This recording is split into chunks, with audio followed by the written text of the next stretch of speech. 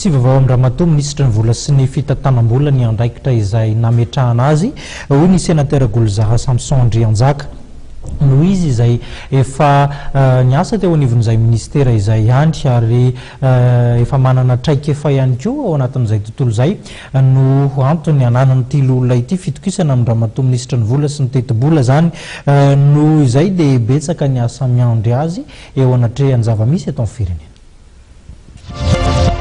Manantena fitohizana asa ary vokatra tsara kokoa amin'ny fitantanam-bolam-panjakana taoriny ny fandraisan'ny ministra vaovao Vonitsalama Andriambololona ny sénateur Golzara Samson na Andrianjaka.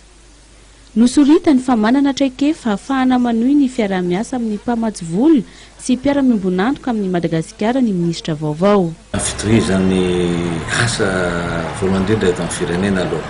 Indrindra mikasika ny ara-bola ity raha mataon'ny ministra moa efa tsy atao vanjo adina fa efa olona niasa tao amin'ny ministera efa secrétaire général izy taloha ary mbola ao amin'ny banque FEB izy niasa farany teo ka dikan'izay indrindra fa ny fiaraha-miasantsika amin'ny banque mondiale sy ny FMI mino aho fa tsy hisy olana mihitsy amin'ny fitohizan'izany satria fantatsy ny madame le ministre tsara ny zavatra tokony atao sy ny fanarahana amin'ireo mpamatsy vola ireo ko manantena indrindra fa zahay ao tao amin'ny loholon'i Madagasikara ny tohizan'izay fiaraha-miasa izay ary hoentina hatrany hampandroso an'ity firenenantsika ity. Ny ahy moa tsy maintsy misy ihany amintsika olombelona aty kanefa ny asa atao ihany no hitsarana an'ilay olona.